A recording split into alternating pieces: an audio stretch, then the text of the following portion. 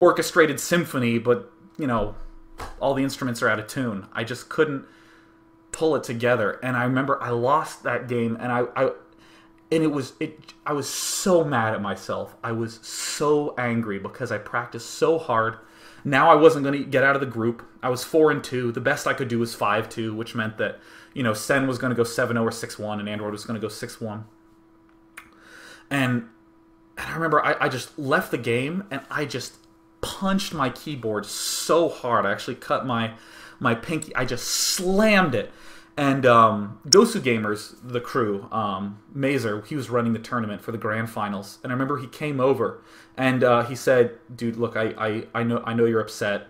If there's anything I can do to help, I'll let you know. I'm not going to give you a yellow card, but, you know, I'm going to let you stay in here. Now, you know, just take some time to cool off. And I've been so grateful for that. A lot of the players, you know, after they were done with their games, they had to go to the booth and sign some stuff and be done. But he was like, you know what, man? Just stay here. I understand. And, oh, God. And, I mean, a lot of nice things happened there in retrospect, but I was still so angry at myself. I was so mad. Because what ended up happening is that I lost. And I couldn't believe, I was so angry at myself. How dumb could you be, Sean? How could you have choked like that and sent your lurkers in there? You were playing perfectly, exactly to plan, on such a hard map. It would have been this unbelievable win against this great player who knows your style in and out, but you just choked. Why did you do that, Sean? And I remember I went in the bathroom and I just cried, and I was just so mad. And I brought my stuffed animal to the tournament, my bunny named Bunny, like the dearest sentimental object I've ever owned in my entire life. And I mean, it's because, you know, everyone has a lucky, you know, I wear lucky pants to my tournament. Oh, this is a jewel. This is a little angel that I got from so-and-so event. And for me, I just brought my little bunny that I'd had since childhood. And when I scheduled my flight to leave early, and I just hated on myself for a 14-hour flight back from Singapore, I realized that I'd actually left my bunny in the hotel. Like, the most dear sentimental object in my entire life. And I tried to get the hotel to ship it back, but I gave them the wrong address, so my bunny was forever lost in the mail. And I mean, it was after that, like, I was just like, you know, all of that happened just because I was being too hard on myself. I liked being hard on myself. I love being hard on myself. It's one of my favorite things. You hear me watch my, you know, you see the Day9 Dailies where I'm like, here's a game of me. LOL, I'm awful, you know. But I was just too hard on myself then.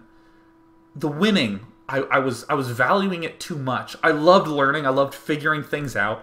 I was generally a very quiet gamer. I didn't post much on forums. I didn't publish my replays. I just trained in private. But just because I didn't win this tournament didn't mean that I was somehow a bad player. Somehow I'd sold myself short. And it was, I mean, it still hurts dearly to this day to know that I left Bunny there in Singapore. And wherever Bunny is, you know, it's because I spent too much time focusing on myself and focusing inward and just not trying to just be reasonable to myself, to be good to myself. I mean, I like this high benchmark that I put myself to. But, you know, one of the greatest things that happened after that loss is that Android came up to me after that. And of course, he's notorious for bad manner.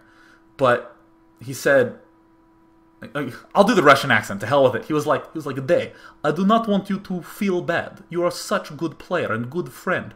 And he just was so nice, and I could tell he felt bad because he and I were the two players who were battling for the second place spot. Because Sen, he'd already gotten first. There was no chance he was getting eliminated. But so Android, he still came up to me and just said, you know what, man, like, good game. I feel bad.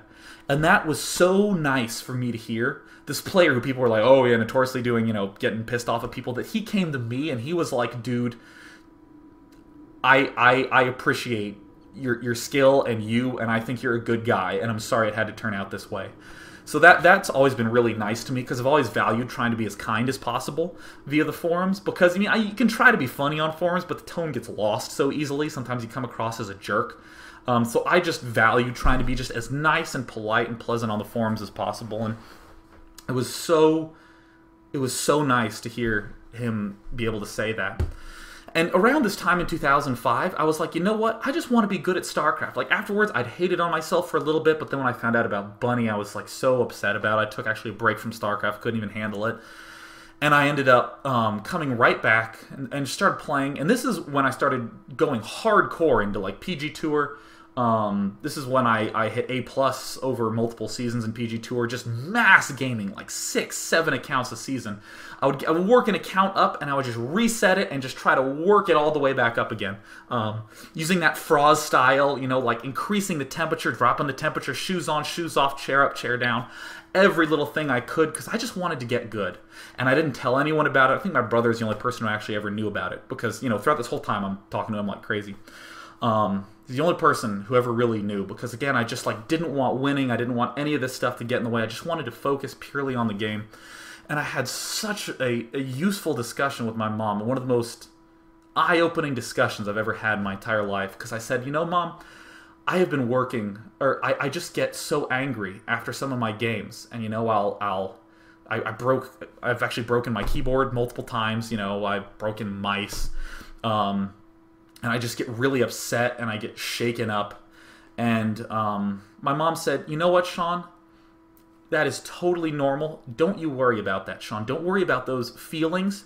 And she said, you know, Sean, the thing that's so important to note is that all that feeling of tension and anxiety and the adrenaline that goes into your system, and more importantly, the adrenaline that comes out of your system after you lose a really intense match, that stuff is just chemicals. And it's so easy to get sucked in by that and to believe it and to direct that anger at yourself. And she's like, which I can see is, you know, as you said, what you've been doing.